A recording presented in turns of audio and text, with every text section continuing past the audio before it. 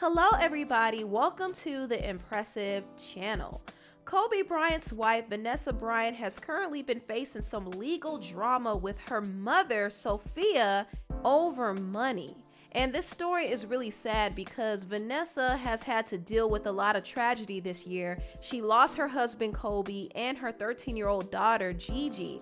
She's been trying to cope with the loss, and even though she's had some support, her mother hasn't been supportive. And now her mother has the audacity to threaten her with a lawsuit.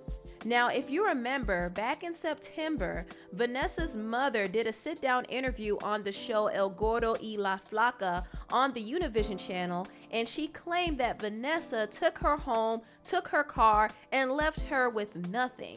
Now, the reason why Sophia did this interview is because she wanted to get back at Vanessa for attempting to sell the house and car that she was using. Now, mind you, the house and car did not even belong to Sophia. It wasn't even in her name.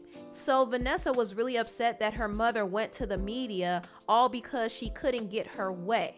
She was even more upset at the deception in the interview.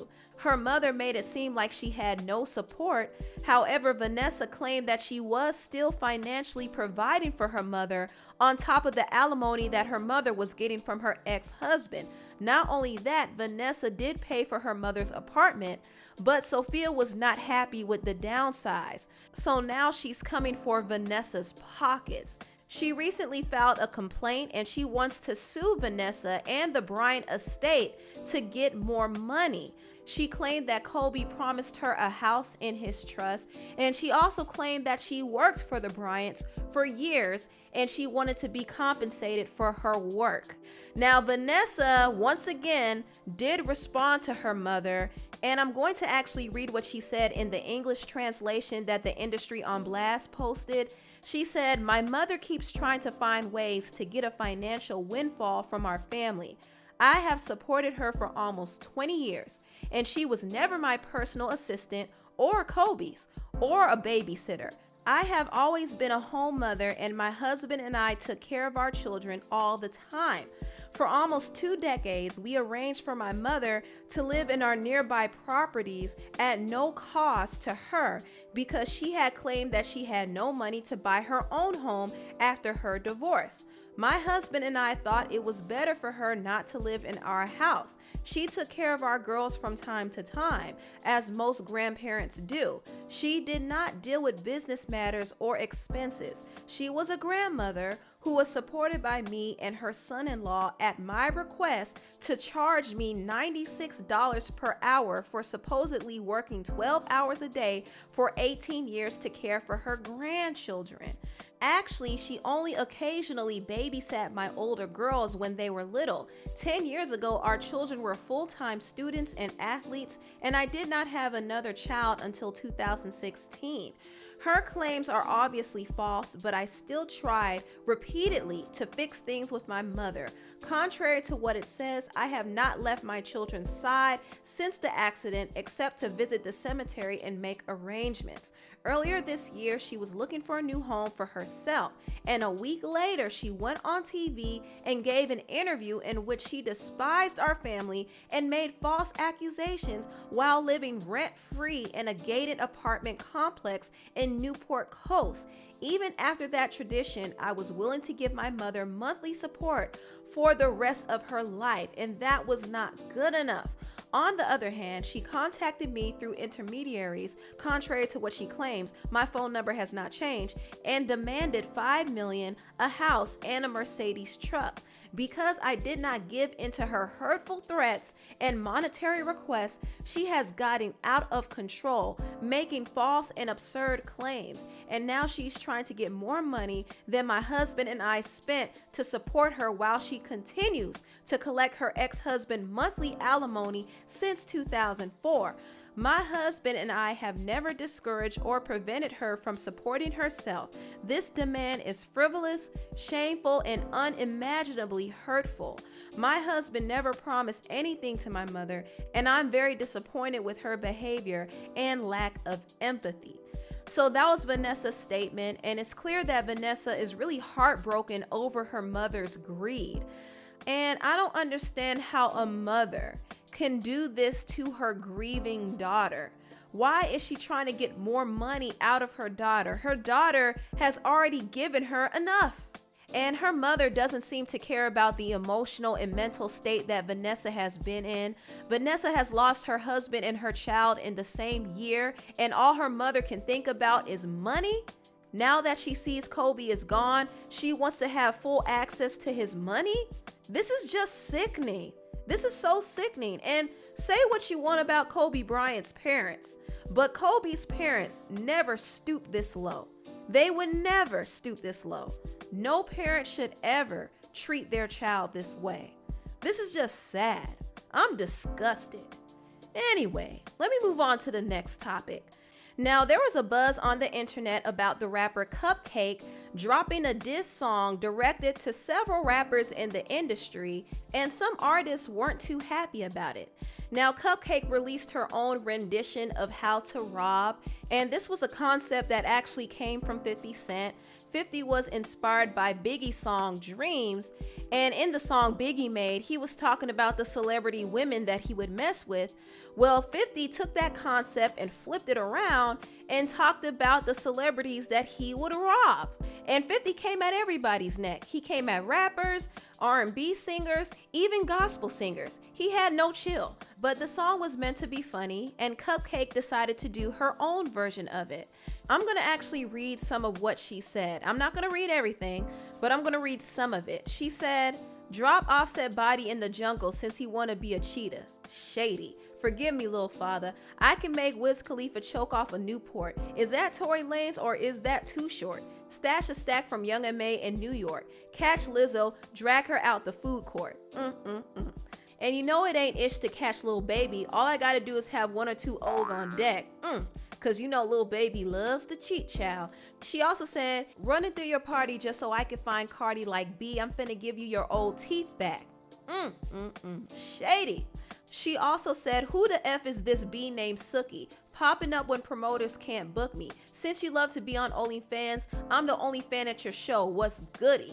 Lil Durk about a whole show out. Blow that MFer down in the middle. Where you working? City girls leaking like period when I pistol whip them out there Birkin. Open up the bag. Give me everything you got. Run up on Megan like, give me your funds. And you can't even run because you just got shot." Okay. I was a little uncomfortable with that line because it's just too soon. Too soon. She also took a dig at Mulatto and said, "Oh, that's Mulatto? Well, we hit the lotto. I'm about to knock some meat out of her taco." And she also came at Doja Cat. She said, "Whole gang in this be on bully Balenciagas with the all black hoodie. F around and spell Doja Cat cause Doja Cat that means she ussy, gang gang." And she also took a dig at Dream Doll as well and said, "Your music terrible, bees unbearable, might want to switch the flow as we speak on God. But of course when you're named Dream Doll, MFer's gonna remain sleep on God." And she came at other rappers as well. And obviously this was all in good fun.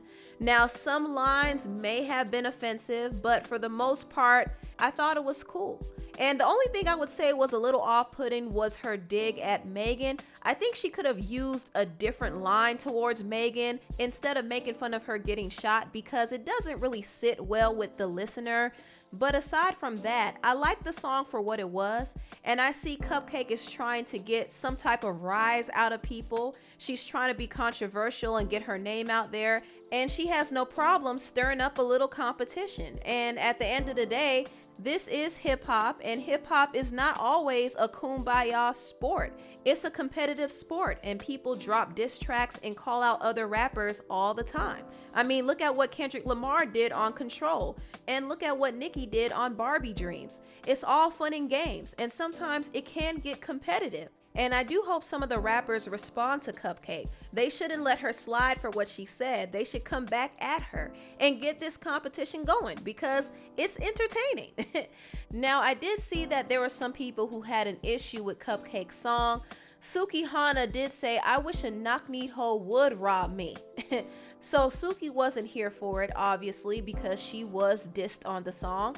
And another rapper named Young Baby Tate actually had something to say about it too. She said, "Why you always talking trash about people? Even if it's a joke, it's not funny." I stopped liking Cupcakke when she randomly came at Billie Eilish album. Like, girl, who asked? I don't like that stuff. Say something nice or don't say anything. This what y'all defending? Joking about a black woman getting shot? Ew. That's all. She also went on Instagram Live and addressed the song. You don't fucking talk about a black woman getting shot and you claim that's just rap. That's not. I'm sorry. You could have said literally anything else. I don't like that. I don't like the fact that you always talking shit about somebody. I don't like that. I don't think that's cute. Because if you're so talented, just be talented. That was pretty much my only issue with the song. I didn't like that line. I didn't like the Lizzo line. I think that fat phobia is not funny. It's not cute, especially at a time when Lizzo is working on her body, working on herself, like, and already getting dragged about that every day. Like, the fuck? That's not just rap. Like, you're being a bully, you're being mean. Now, I understand where Young Baby's hate is coming from. Some people say, oh, she's being sensitive, but I think she's being sensitive for a good reason. But at the same time, I don't think it was necessary for her to respond because Cupcakke did not mention her in the song. So this is not her fight. The girls that Cupcakke mentioned have a right to respond, and whether they want to or not is their business. But anybody who wasn't mentioned shouldn't get in their feelings about it, but I did see some people who were in their feelings. Even the Love and Hip Hop star Bobby Lights had something to say about it. This whole thing with Cupcakke, I feel, and it's blatant and clear to me, that it's like a cry of desperation and attention, and it's like she's sick of not being recognized. She's sick of not being on top of us. She's sick of other rap girls doing their thing, gaining fans, and people actually liking their bops. Cupcakke, on the other hand, it's like, girl, you've been doing your thing for a good minute. We've been heard about you. Like, I know I've been heard about her from New York. It's just that your records don't pop for me. Your records don't do it for me. Your records don't give me life. So maybe you do have a fan base out there, but it's like, why come for all the girls that's popping? It seems so desperate and clout chasey, period. Well, I'll tell you why she's coming for the girls who are popping. She's doing that as a marketing strategy. Cupcakke is an independent artist, and she knows that name dropping some of the hottest artists in her diss track is going to get her some attention. And also, she wants to stir up some competition as well. She wants the girls to respond to her. So yeah, it might seem like she's doing it for clout, but hey, that's how she's getting her name out there. And Cupcakke is a talented rapper, and she does have some bops. So I'm not gonna hate on what she's doing, but I definitely would love to see one of the rappers she talked about respond to her, because I think that would be entertaining. Anyway, tell me what you all think about this video down below. Please like, comment, and subscribe, and share this video if you care. Thank you so much for watching, and I'll see you next time. Bye.